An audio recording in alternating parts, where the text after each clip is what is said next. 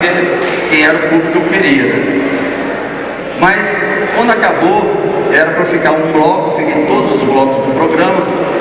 Quando acabou, o diretor me chama e fala assim: cara, você foi muito corajoso no que você falou, você vai pagar um preço por isso, mas as pessoas precisam ter coragem para dizer certas coisas. Eu achei legal ele falar isso. Falei, pô, por que vocês me deram esse espaço aqui para falar tão abertamente?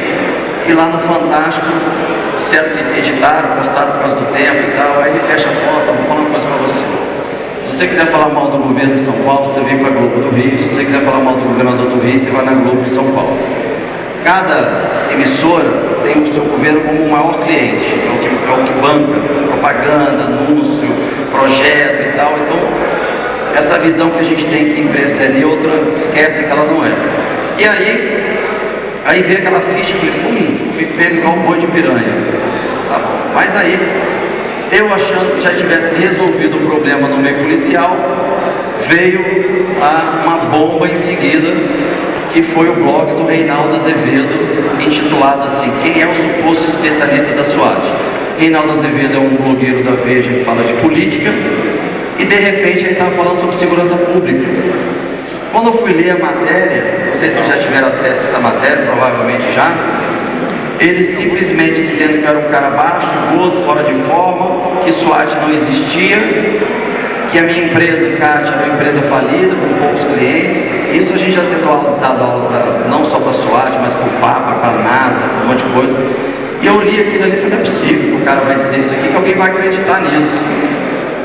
Não é que acreditaram? Começaram a pegar isso e multiplicar isso, viralizou esse blog, como se fosse verdade. E as pessoas começaram a acreditar numa matéria dele, e não em toda uma história de anos de que a SWAT existia. Outras empresas começaram a ligar para o departamento da SWAT de Dallas, perguntando sobre se eles existiam e se eu era fake. Tem uma frase que a gente fala assim: se você não pode derrubar o argumento, você derruba o argumentador. E aí tudo desaba. Porque eu fiquei pensando, por que esse Reinaldo Azevedo foi falar isso de mim? Qual o link, qual o interesse dele? Falar tanta mentira dessa. E aí comecei a ter informação de que ele era amigo pessoal do José Serra, e que a Veja é PSDB. Na época eu não tinha essa noção, para mim a Veja era imparcial. Como eu comecei a entender que naquela época, em 2008, a Veja era PSDB, e José Serra também era PSDB, e aí disseram: Marcos, foi a pedido dele para te detonar, te destruir, porque você foi ao vivo num programa da Globo e meteu o pau nele. E tinha eleições municipais na semana seguinte. Então eu ferrei com o partido dele sem saber. Mexi com gente gigante, né? E aí o pessoal da SWAT começou a receber telefonema da Exame, da Isto É, de todo mundo, da Record, querendo saber se eu dava aula lá, se eu trabalhava lá, enfim. E aí a SWAT me liga: Marco, o que está acontecendo no Brasil? O que está acontecendo aí? Estão ligando para a gente aqui, você está precisando de ajuda? E aí que vem a diferença quando a gente fala do conceito do trabalho em equipe. O trabalho em equipe não é só da parte tática e técnica. Eu comecei a entender da questão familiar numa unidade de elite. E foi um momento que eles não me deixaram na mão. Eu falei: olha, aconteceu isso. E eles disseram: então você não está sozinho, vamos te dar todo o apoio aí. E aí começaram a mandar documentos para cá, para o Brasil, para todo mundo que questionava, eles mandavam documentos. E chegaram ao ponto de gravar um vídeo, também está no YouTube.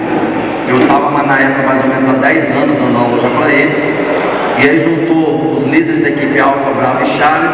Eles se apresentaram: aqui somos nós do departamento da SWAT de Dallas, queremos dizer que o Marcos Duval já está aqui há 10 anos nos dando aula, que vocês têm que se orgulhar por ter um brasileiro aqui ensinando a gente, papapá. E aí esse vídeo começou a apagar essa chama dessa mentira criada por esse Reinaldo Azevedo. Então todo mundo que postava essas coisas do Reinaldo Azevedo, eu e minha equipe ia lá e postava esses vídeos e documentos. E as pessoas falaram: então peraí, então esse blog, o cara está realmente mentindo e tal. Só que eu passei 24 horas do meu tempo dedicado a isso. Tomava remédio para não dormir. Eu morava nos Estados Unidos, tinha o trabalho do CAT no Brasil, tinha o trabalho do CAT na Europa, por Portugal. Então eu ficava 24 horas trabalhando, explicando e todos os nossos cursos no Brasil começaram a ser cancelados. O pessoal que trabalhava com a gente, igual o Fernando Carvalho, que é policial militar no Paraná, começou a ser hostilizado, ele tinha que esconder a camisa do CAT, ele tinha que esconder tudo que tinha CAT, e todo mundo zombando. Chegamos a quase a falência. E aí, quando a minha esposa lá, minha primeira esposa, virou para mim e falou assim: ó, eu não aguento mais, isso de 2008 para 2009. A sua vida está um inferno, a minha vida está um inferno. Ela é mineira, eu já estou longe da minha família, já estou morando aqui por conta do seu trabalho. Para mim chega, acabou. E ela pediu divórcio e voltou para o Brasil. Eu achei que eu pudesse continuar lá, mas a ausência da minha filha foi um peso muito grande.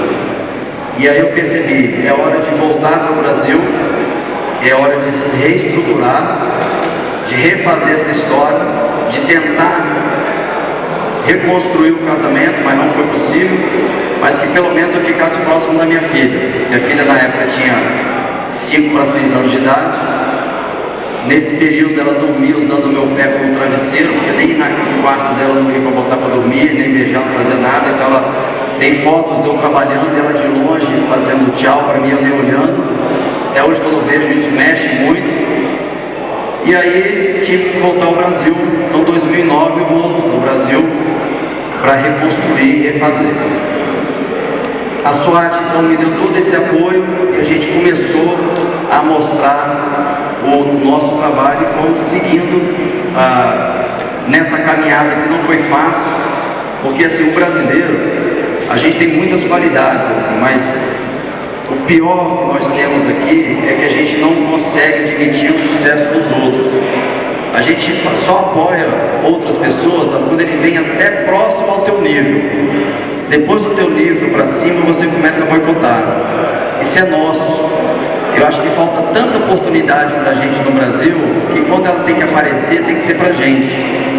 E eu vi isso aqui, diferente do que eu tive lá com os americanos.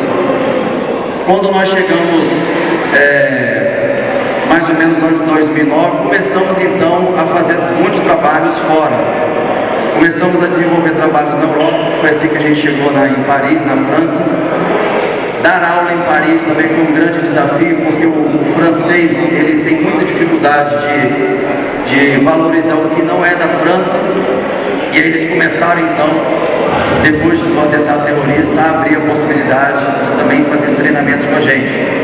Então eu tenho ido com frequência em Paris e temos seguido com esse trabalho de treinar policiais no mundo inteiro. Eu optei hoje de não estar na unidade frequentemente para eu ter a liberdade de viajar para todos os países dando aula. Eu cheguei agora sábado passado de Dallas, a gente estava lá em instrução. Tenho feito algumas viagens aqui para o Brasil, mês que vem estou retornando para lá. Então eu tento conciliar o meu período no Brasil de estar com vocês ou em treinamento e estar próximo da minha família. Então, mais ou menos essa história, tem 16 anos que eu estou lá. Permanecer há 16 anos não foi fácil, vários desafios, porque tudo que há de mais moderno e novo no mundo inteiro, todo mundo quer oferecer para a SWAT. Realmente é uma equipe muito especializada, muito preparada. Todo mundo me pergunta, o que é melhor, SWAT ou BOP do Rio de Janeiro? E aí eu volto com outra pergunta. Quem seria melhor, um médico cardiologista ou um médico ortopedista? Não tem como comparar, os dois são médicos, mas cada um na sua especialidade. A SWAT não tem experiência nenhuma de subir favela, até porque os Estados Unidos não tem favela. Então, não é a especialidade da SWAT. Quando a gente vai falar progressão em área de alto risco, a melhor unidade para progredir em área de alto risco hoje é o BOP do Rio de Janeiro, sem questionar. Tanto é que a gente leva o BOP do Rio para outros países para ensinar essa tática. Quando se fala em refém, não tem outra unidade melhor no mundo do que a SWAT americana para lidar com refém. Uma das situações mais difíceis que eu já vivi na unidade da SWAT, na situação com refém, foi uma negociação de um ex-marido desconfiado que o bebê não era dele, que era da amante, de um amante da mulher. Ele pegou a mulher como refém, foi levando durante horas, a equipe nossa toda do lado de fora. Um calor muito grande no Texas naquela época, estava mais ou menos 50 graus. O Texas tem época de muito frio, muito calor, mas estava quase beirando 50 graus. E uma das negociações na época era, a partir do momento que o negociador achava que precisava já matar o tomador de refém ou o sequestrador, tinha alguns gestos que nós fazíamos, ou era tirar o óculos, ou tirar o boné, para já dar o comando do sniper fazer o disparo. Só que como estava muito quente, o comandante fez esse movimento para se refrescar, e quase o cara foi morto antes do tempo, mas que depois, vou contar o final da história, a gente achou que antes ele tivesse sido morto naquela hora. Quando a SWAT entrou, foi decidido fazer a invasão, já não tinha ângulo para o sniper, então o último recurso é a equipe tática invadir, que aí você coloca em risco o policial. Então quando a equipe tática invadiu, eu, claro, era o último da equipe, todo mundo foi entrando nos ambientes, pegou a esposa protegida, foi levada para fora, o marido acabou sendo morto pelo time, mas a mulher não parava de chorar, ela estava em estado de choque, mesmo a gente já dizendo que já tinha encerrado, que ela estava livre, mas ela continuava compulsivamente em estado de choque, e começou a surgir um cheiro muito forte de queimado vindo da cozinha. E aí decidimos chegar até a cozinha, e quando a gente viu muita fumaça saindo do forno, quando a gente abriu o forno, era exatamente isso, estava uma criança de 6 meses de idade sendo queimada no forno, porque o pai achava que era o filho de um amante. E a criança morreu, lógico, mas foi uma cena, uma situação muito chocante, e muitas doutrinas se mudaram depois dali, porque hoje você tem, durante uma situação de sequestro, de refém, você tem uma unidade de comando e controle. É como se fosse um escritório itinerante. Eu já mostro muito isso nos meus vídeos ao vivo, depois vocês podem ir no Face para vocês verem. E ali fica sendo todo um central de controle para o policial fazer contato com o hospital, para saber se a mulher tem filhos, se tem na escola quantos filhos, levantar tudo sobre a família, todas as passagens possíveis em departamento de polícia ou em hospitais, para levantar todas as possibilidades daquele núcleo familiar, para não ter mais um incidente como esse. Então, quando as pessoas me perguntam qual foi a vivência mais difícil, foi essa. A mais prazerosa foi ver um amigo meu do grupo chamado Randy Moss, que é um cara gigante, muito alto, e quando ele entrou para fazer a prisão, todo mundo foi preso e tal, ele botou em bandoleira o fuzil dele para trás, pegou 2 crianças no colo e foi para o jardim da casa e começou a brincar no jardim da casa com as crianças. E eu questionei, falei, poxa, ele saiu do posto dele para estar ali brincando com as crianças, o cara vai gostar muito de criança, e tipo, ligou o foda-se para a parte operacional, né? E aí o comandante, o Patrick, falou assim, não, aquilo ali faz parte, porque os filhos não podem ver, não podem nos ver como algo violento, não pode ver que nós estamos prendendo os pais são os heróis, são os ídolos dos filhos, né?